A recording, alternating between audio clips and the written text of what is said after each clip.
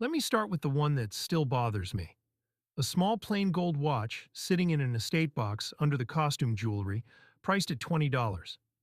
It sold at auction for $40,000, and the only reason anybody ever noticed was two small words printed under the 12. I'm Phil, and here's the part that ought to keep you watching to the very end. The watches on this list are hiding in plain sight. In sock drawers, in jewelry boxes, in that little dish on Grandpa's dresser where the cufflinks and the tie clip live. The mechanical watch, the wind-up watch, the kind with a tiny machine inside instead of a battery, died when the cheap quartz battery watch took over in the 1970s. And a whole generation quit paying attention to them, right at the moment the good ones started climbing in value. Today we count down 11 old mechanical watches worth a small fortune in 2026. And at least one of them, I'd wager real money, is somewhere in your house right now. In a drawer, in a box, on a wrist that hasn't been wound in 30 years. Before we start, go and get it. The watch in the drawer, the one in the box at the back of the closet. Then come back down to the comments and tell me the name written on the dial. Just the name, nothing else. I read every one of them, and if you post something I recognize, I will tell you straight whether it is worth having somebody take a proper look at it.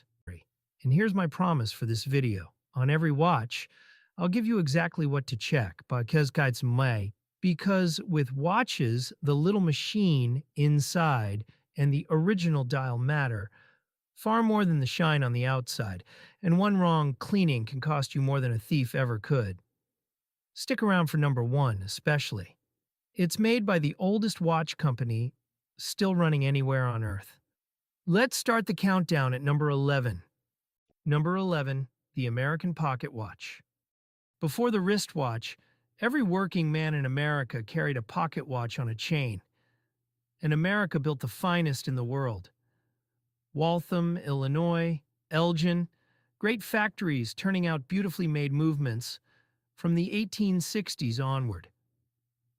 Your great-grandfather almost certainly owned one, wound it every morning, and it very likely got passed down through the family and ended up in a drawer. Now, most common American pocket watches are worth a modest amount. $30, $50, $100. I'll always give it to you straight. But the high-grade ones are a completely different story, and they hide right in among the ordinary ones. High jewel counts. 19, 21, 23 jewels, rare grades, low production runs, and fancy cases in solid gold can push a pocket watch into the many hundreds and into the thousands. Here's what those jewels actually are, because this is your education for the whole list. Inside the watch, at the points where the little gears spin, the maker set tiny synthetic jewels, rubies and sapphires, as bearings, because a jewel wears far slower than metal. More jewels done right meant a finer, more accurate, longer-lived watch. And the jewel count is usually engraved right there on the movement, so it tells you the grade at a glance.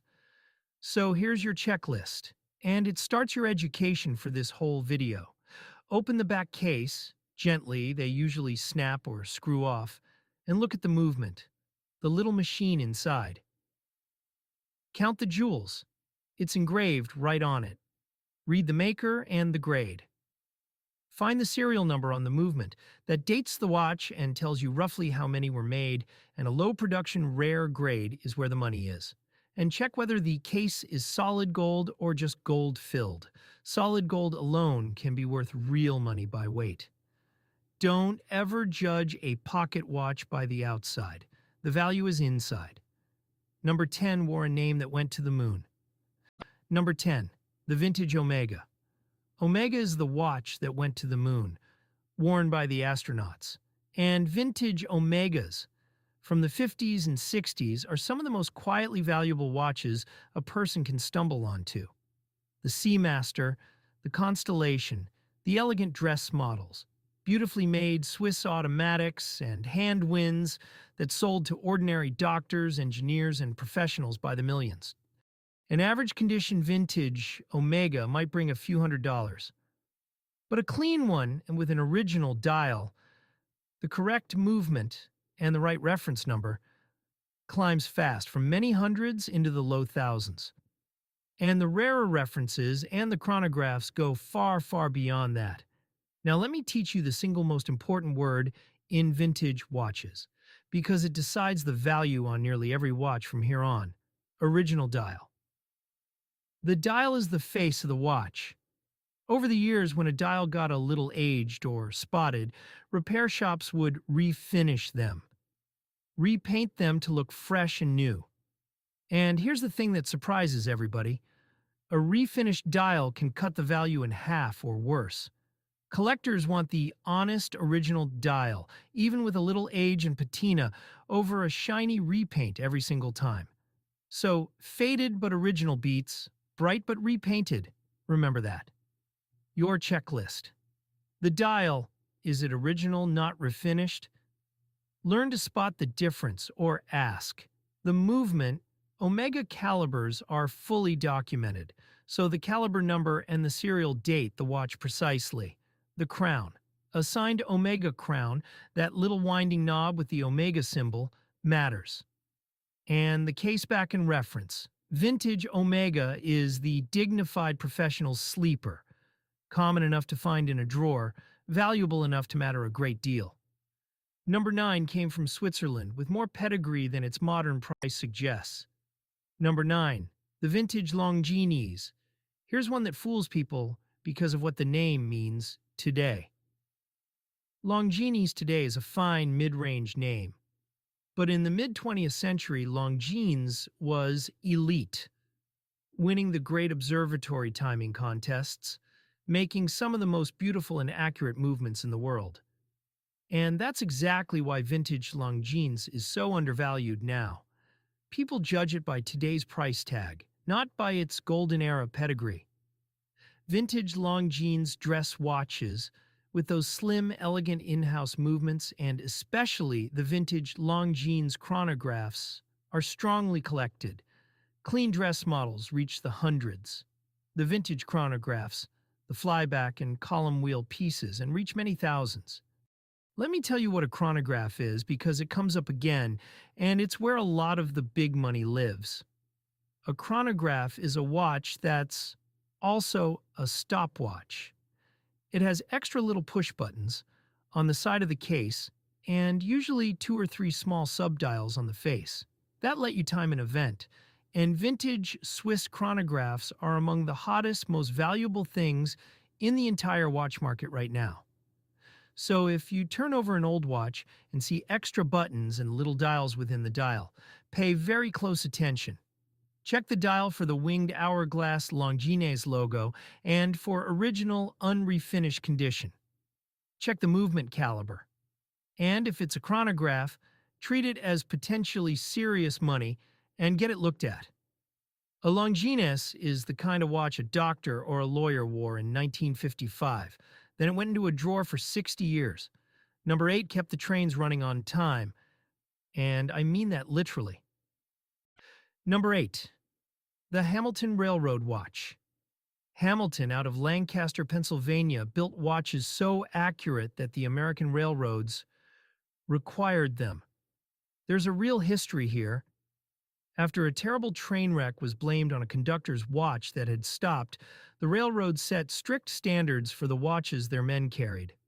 A railroad-grade pocket watch had to meet those standards exactly. A high jewel count, a certain accuracy, a bold, clear dial. And Hamilton's models, the 919 and the 992, became the gold standard, worn by conductors and engineers all across the country. A railroad-grade Hamilton in good running order is genuinely collectible, commonly in the hundreds, and the finer grades, the rare models, and the solid gold or special dial examples climb well beyond that. Here's what made a railroad watch, and what you're checking for. It had to have a high jewel count. 21 or 23 jewels was the standard. It had to have a bold, plainly legible dial with big, clear numerals, so a man could read it at a glance in a hurry in bad light with a train bearing down. And it had to be accurate to within just a few seconds a week. Extraordinary for the time. So your checklist, look at the movement grade for those model numbers. Count the jewels for that 21 or 23, and look for that bold, heavy numeral railroad dial. Original dial in hands, running strong, correctly cased. These were tools that lives depended on, built to a standard almost nothing today has to meet. And they turn up constantly because so many working men owned one. Number 7 is the one absolutely nobody expects to be worth a dime. Number 7, the vintage Seiko. Here's the surprise of the whole list. People see the name Seiko and think cheap, modern, disposable, the watch you buy at the drugstore. But vintage Seiko, from the 60s and 70s, is one of the biggest sleeper stories in watch collecting right now. Because while nobody in America was paying attention, Japan was quietly building superb mechanical watches that now have a devoted and fast-growing collector following. The early Seiko dive watches, the first-generation divers, the vintage Seiko chronographs, and the earliest Grand Seiko and King Seiko models have shot up in value. What sold for a few tens of dollars in a drugstore decades ago is now a several hundred to several $1,000 collector's piece in original condition. Let me tell you why this one matters more than most. It's the one you're most likely to dismiss. You find an old Seiko in a drawer, you think, that's just an old cheap watch. And you'd set it on the 50-cent table without a second thought.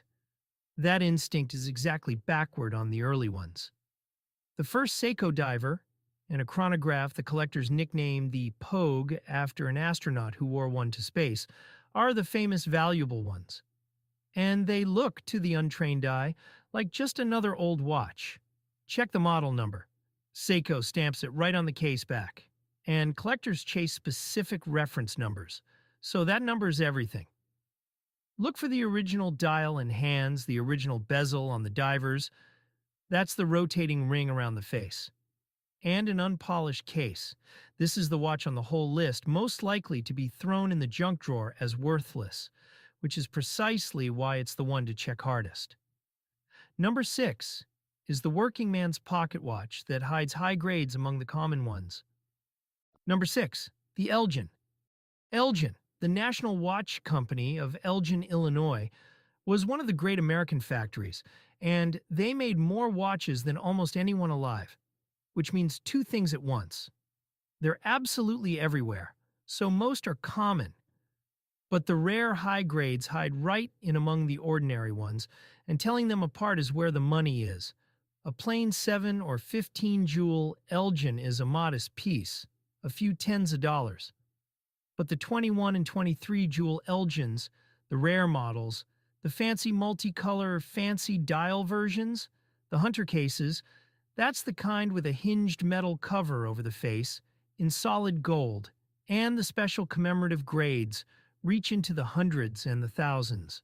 And original surface dials, ones that have never been refinished, command a real premium. This is the perfect one to practice your new skills on, because you'll find them constantly. So run the drill. Pop the back gently. Count the jewels on the movement. Read the grade and the serial number, and look that serial up, because it dates the watch and tells you the production run. A low production high jewel grade is the treasure. And check the case metal. Solid gold versus gold filled. Millions of Elgins were made. A handful of them are worth a small fortune. And the only difference between the two is whether you open the back and look. Number 5 is the elegant Swiss watch that history quietly overlooked. Number 5, the Universal Genève Polar Router. Universal Genève was a top-tier Swiss maker in the mid-century, and their Polar Router, designed for the airline that flew the long polar routes over the top of the world, is one of the most beautiful and most underpriced vintage watches out there. And here's a detail collectors love. It was designed by a very young man named Gerald Genta, who went on to design some of the most famous and expensive watches on the entire planet. So, a Polarouter is an early work by a master hiding in plain sight. A vintage Polarouter, or a universal Genève dress watch in clean original condition, sits comfortably in the many hundreds. And the rarer dial variants and the universal chronographs, the compacts and the aero compacts, reach well into the thousands. Why is this the connoisseur's sleeper? Because most people have simply never heard the name. And a name the public doesn't know is a name that gets priced like a no-name watch at an estate sale, which is the widest possible gap between what a thing sells for and what it's actually worth. That gap is your opportunity. Check the dial for the Universal Genève name and the Polarouter script, and for original, unrefinished condition. And look for the clever micro-rotor movement inside, a thin, elegant automatic mechanism that was ahead of its time. This is a genuinely great watch that most people have never heard of, which keeps the price low. For now. Number 4 wears the most famous crown in the world, and people misjudge it constantly. Number 4. The Rolex Oyster Perpetual. Everybody on Earth knows the name Rolex. But here's what people miss. They see a plain, simple old Rolex. No date window, no fancy bezel, no diamonds, just a clean face and hands. And they assume it's the cheap one, the boring one, not worth much. That is exactly the mistake. A vintage Rolex Oyster Perpetual, the clean, time-only automatic in a steel oyster case, is worth real money precisely because it is a genuine vintage Rolex. Even the simplest honest examples run well into the thousands of dollars, and the ones with special dials, rare configurations, and correct original parts go far higher. And the vintage sports models, the divers and the racing chronographs, are another universe of value entirely, the kind that makes headlines at auction. Your checklist, and Rolex has an extra critical step, so pay attention. The dial signature and whether it's original and unrefinished. The reference and serial numbers, which on a Rolex are engraved between the lugs, the little arms that hold the bracelet. So you actually take the bracelet off to read them. The correct movement and a signed Rolex crown, the winding knob with the little crown symbol. And here's a special warning because it matters more with Rolex than anything else on this list. It is the most counterfeited watch on Earth. There are mountains of fakes out there.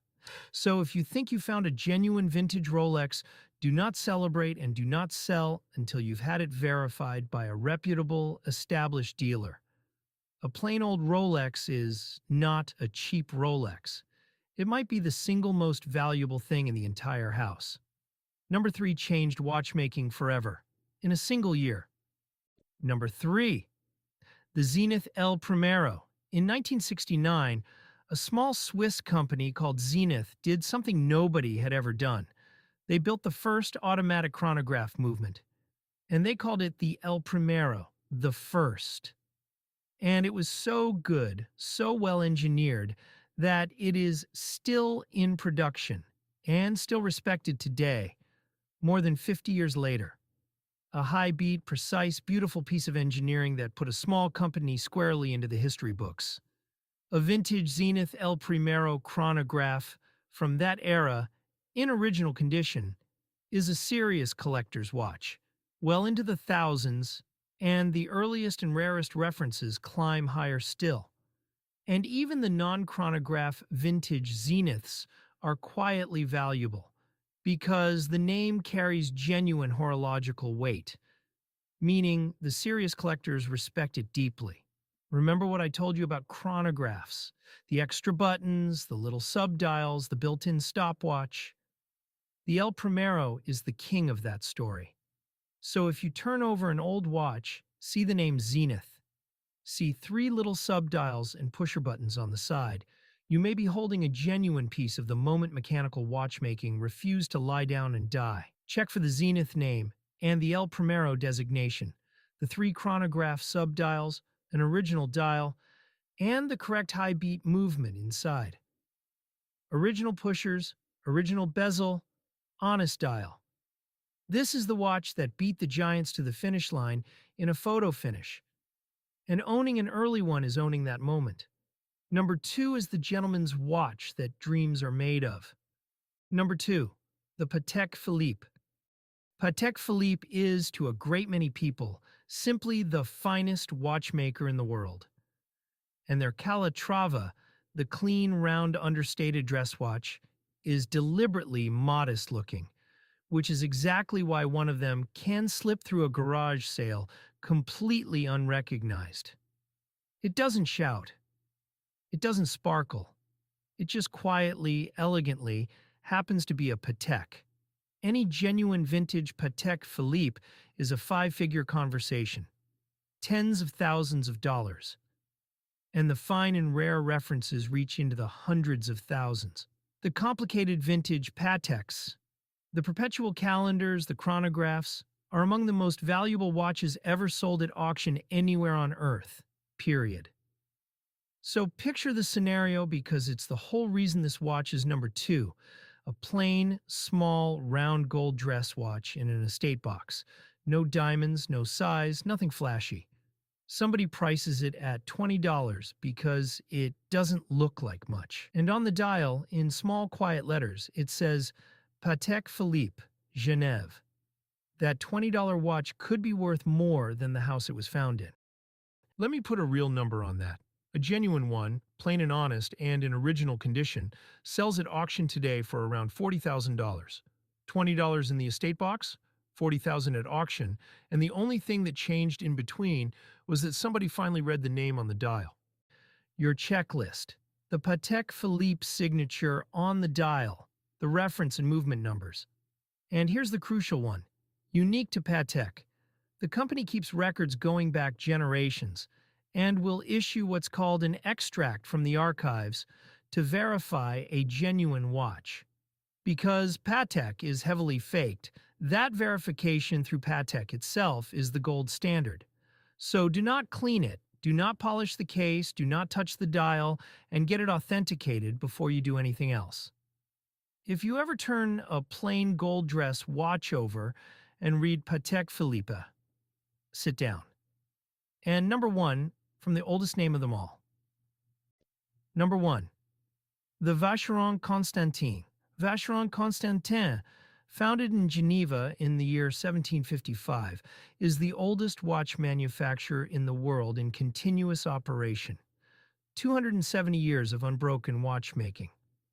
When you hold a Vacheron in your hand, you are holding the very top of an art form that is older than the United States of America itself. A genuine vintage Vacheron Constantin is an elite collector's item.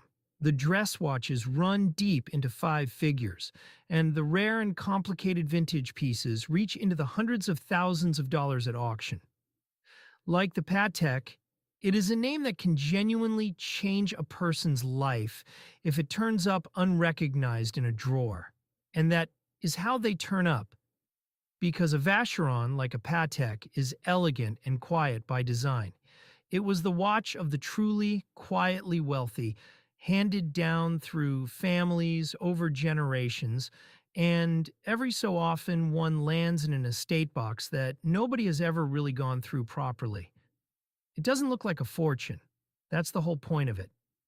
Check for the Vacheron Constantin signature and the Maltese cross emblem. That little cross-shaped symbol is their mark.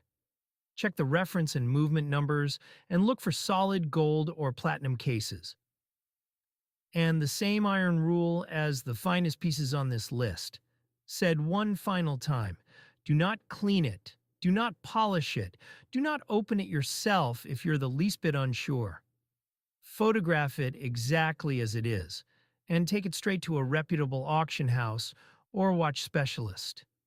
And why is it number 1 over the Patek, over the Rolex, over all of them?